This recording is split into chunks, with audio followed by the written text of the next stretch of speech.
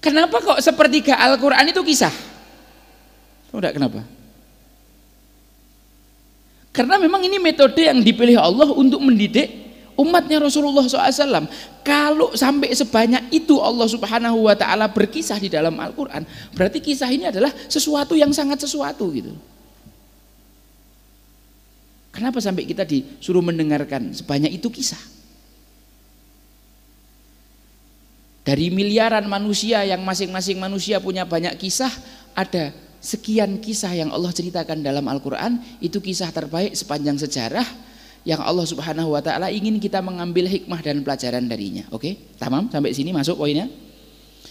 Ketika para sahabat menghadapi penyiksaan di kota Makkah, contohnya Sayyidina Yasir disiksa, dipecuti sama majikannya yang bernama Umayyah bin Khalaf sampai meninggal dunia, sampai syahid.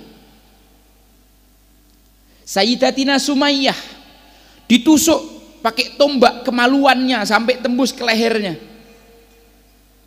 meninggal dalam keadaan syahid. Yang diucapkan Rasulullah hari itu, sabran ya ala Yasir fa inna mau'idakumul jannah. Bersabarlah wahai keluarga Yasir, karena sesungguhnya janji Allah bagi kalian adalah surga. Karena Nabi tidak bisa menolong. Sayyidina Mus'ab bin Umair yang ganteng dan perlente dicoret dari kakak, diusir dari rumah. Tidak boleh pakai fasilitas apapun yang dulu diberikan sama ibunya, karena beliau sudah mengikuti Rasulullah. Tapi beliau memilih, mohon maaf ibu, saya sangat mencintai Anda, sangat menghormati Anda, sangat berbakti kepada Anda. Tapi kalau Anda suruh saya memilih antara Anda dengan Rasulullah, saya milih Rasulullah karena saya lebih mencintai Rasulullah daripada Anda. Sayyidina Bilal diseret pakai kuda ya, sampai rontok itu punggungnya. Kayak apa bentuknya orang diseret pakai kuda itu? Ini kira-kira depan sini ya. Antum kaki ente ditali di mobil apa Ford Ranger itu, terus jalan mobilnya, bonyok enggak kira-kira punggung kita? Bonyok. Ini Sayyidina Bilal seperti itu kan, dalam keadaan punggung berdarah-darah, dia dijemur di padang pasir, dibentangkan begini di tali, kemudian perutnya ditindih batu yang sangat besar dan panas. Padang pasir kala itu kalau telur diceplok matang, bisa bayangkan aja. Dipecuti sama Umayyah bin Khalaf dari siang sampai sore, sampai Umayyah ini mengatakan, saya enggak tahu yang nyiksa itu dia atau saya, kok saya yang merasa tersiksa. Dianya adem-adem aja bilang ahadun ahad, ahadun ahad, ahadun ahad. Konon katanya Sayyidina Bilal pernah mendengar surat Al-Ikhlas dibacakan, coba beliau belum hafal, baru hafal ahadnya aja ya. Kan qul huwallahu ahad Allahus samad lam yalid wa lam yulad wa lam yakul lahu kufuwan ahad. Beliau belum hafal, baru hafal ahadnya aja, makanya keluarnya ahad, ahad, ahadun ahad. Bayangkan, sepotong kalimat ahad dalam surat Al-Ikhlas bisa membuat beliau seteguh itu menghadapi gempuran. Ente sudah hafal semuanya, bahkan lebih dari itu. Tapi kenapa kita menjadi orang yang sangat lemah ketika menghadapi ujian? Yang salah Al-Qur'annya apa kitanya? Atau jangan-jangan kita menghafal tanpa menjiwai masing-masing ayatnya, sehingga kita diibaratkan seperti kamathalil himari yahmilu asfara, seperti keledai-keledai yang membawa buku. Ini ada keledai ini bawa ke buku sak bronjong atau kanan kiri full buku. Ini keledai paham enggak isi kitabnya? Wah, jangan sampai kita kena cap begitu, repot juga ini. Ini hufat tapi enggak paham makna ayatnya. Dia kesana kemari menyuarakan ayo hafalkan Al-Quran, tapi dia tidak menjiwai nilai-nilainya dan tidak menjadi simbol atau representasi daripada Al-Quran itu sendiri. Na'udzubillah min dzalik. Wah, berat juga ini kalau kita kena ayat ini. Repot, sangat repot sekali. Ketika para sahabat lalu datang kepada Rasulullah mengeluh, ya Rasulullah, tolong doakan untuk kami ya Rasulullah, ini berat sekali siksanya ini, kapan Allah nurunkan pertolongan? Kira-kira jawaban Rasulullah gimana? Sabar ya tak doain, sebentar lagi pertolongan akan datang. Bukan itu jawaban Rasulullah. Rasulullah mengatakan begini kepada para sahabat yang mengalami beratnya siksa.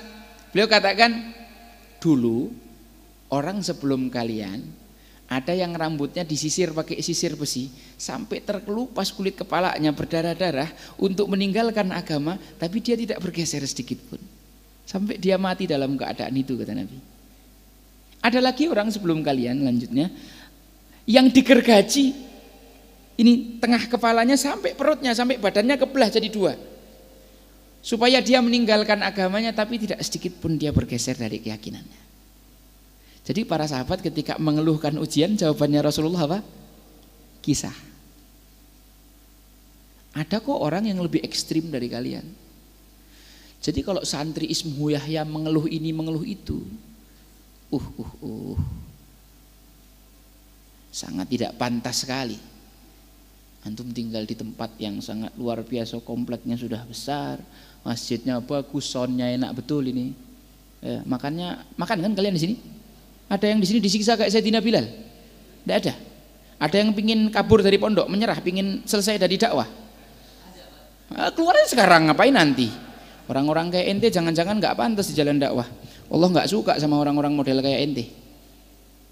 Mohon maaf, Islam tidak butuh kalian, dakwah tidak butuh kalian sama sekali. Antumlah yang butuh dakwah. Jadi jangan pernah GR, jangan merasa ente agak pinter dikit terus ngerasa Islamnya akan menang dengan anak. Mau ente mati sekarang apa besok, Islam akan tetap jaya, karena kejayaan Islam ini kepentingan Allah, bukan kepentingan kita.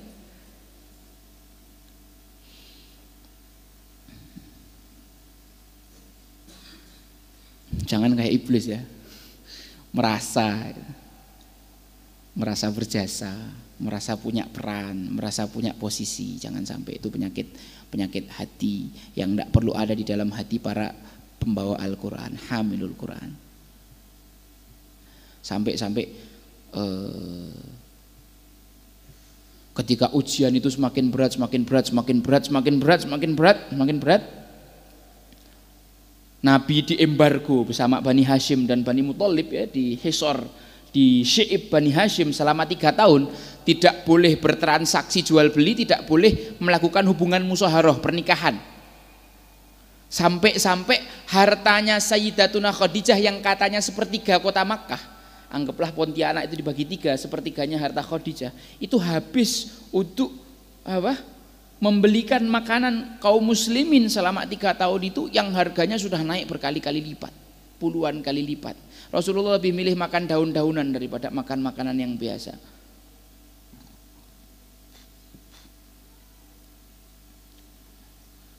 Rasulullah SAW mengalami kesedihan yang luar biasa. Istri tercintanya Sayyidah Khadijah meninggal. Pamannya yang selama ini membela sehingga tidak ada orang Quraisy yang berani macam-macam apalagi membunuh beliau, namanya Abu Thalib, juga meninggal dunia. Lalu beliau menghibur dirinya bersama Sayyidina Zaid bin Harithah berangkat ke kota Taif untuk meminta perlindungan pada kerabatnya, bukannya dilindungi malah dilempari batu. Datanglah malaikat penjaga gunung, wahai Muhammad, Allah perintahkan saya untuk mentaati apapun perintahmu. Kalau kau perintahkan aku untuk membalikkan gunung ini kepada mereka, akan aku laksanakan. Kata Rasulullah, saya berdoa semoga lahir dari keturunan mereka orang-orang yang nanti akan membela agama Allah. Kalau kita mungkin siap malaikat, wah terjunin aja gunungnya tuh, hancurin mereka. Kita kalau sama orang kayak gitu. Tapi Rasulullah mengajarkan tidak begitu. Rasulullah mengajarkan itu apa? Matanya an-nadhrah bi'ainir rahimah, memandang dengan mata yang penuh rahmat. Kayak gitulah matanya dai. Jangan dai sedikit-sedikit kesel sama jamaahnya, hawanya dikit-dikit mau mendoakan kehancuran. Siapa ente? Dai jenis apa ente? Alumni pondok pesantren, habis ngaji ke satu majelis ilmu tertentu, keluar dari majelis kafir, syirik, bid'ah, musyrik, masuk neraka jahanam, anjing neraka. Ente siapa? Ente sekretaris malaikat Malik, kok ente tahu siapa yang jadi penduduk neraka? Jangan-jangan ente tuh yang suka nunjuk-nunjuk tuh yang bakal masuk neraka. Hati-hati, jangan sembarangan. Majelis yang baik adalah yang ketika ente keluar dari majelis itu, ente memandang semua umatnya Rasulullah dengan pandangan sayang. Ente tidak merasa lebih baik dari siapapun. Anak diajari sama guru anak Habib Sakaf bin Hasan Baharun, kalau ente ngisi majelis sebelum mulai lihat dari kanan sampai kiri 3 kali, katakan ini yang duduk semuanya lebih baik daripada anak. Anak jauh lebih banyak dosanya daripada antum semua. Duduk dalam keadaan ente tidak pernah merasa lebih baik daripada siapapun. Rasulullah SAW dilempari batu ayo lihwah ya. Tapi beliau katakan sama malaikat, saya berdoa semoga dari keturunan mereka akan lahir orang-orang yang baik. Kemudian beliau berdoa, ini doa yang selalu membuat hati ana senang dan tenang. Doanya Rasulullah yang selalu membuat hati ini nyaman menghadapi apapun ujiannya.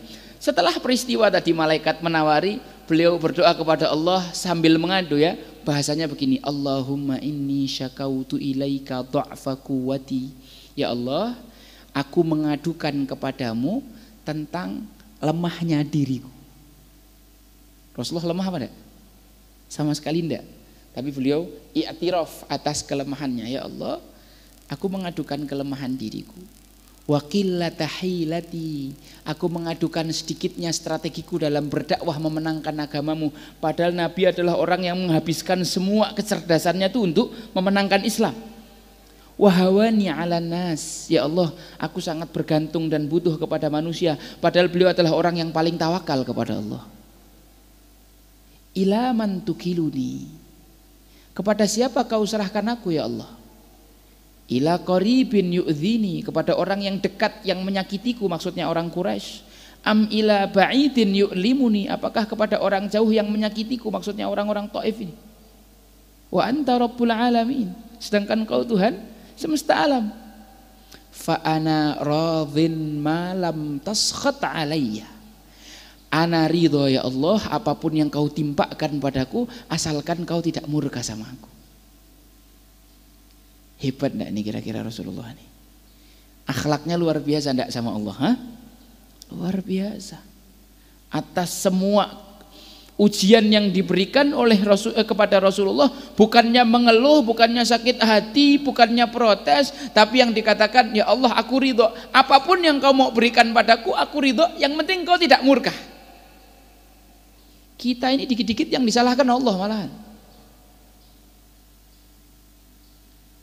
Mafish adab nih, orang tidak pernah belajar adab sama Allah Subhanahu wa taala. Kenapa enggak enak ya Allah mondok di pesantren ini? Anak dah tidak betah ini ya Allah. Kenapa berat sekali ujian yang kau berikan padaku? Ini lebay banget ini, orang banyak nonton drakor ini. Dia tidak hidup di dunia nyata. Dia hidup dalam film. Ini bukan film Ferguson. Ini dunia nyata. Ini loh yang kita tiru tuh Rasulullah SAW. Jangan, siapa artis-artis Korea? Namanya siapa tadi malam yang antum bilang siapa? Kim Jong Un. Ngarang ente, ini bukan artis Korea. Tahu anak. Jangan harap ente bisa menipuku Ustaz.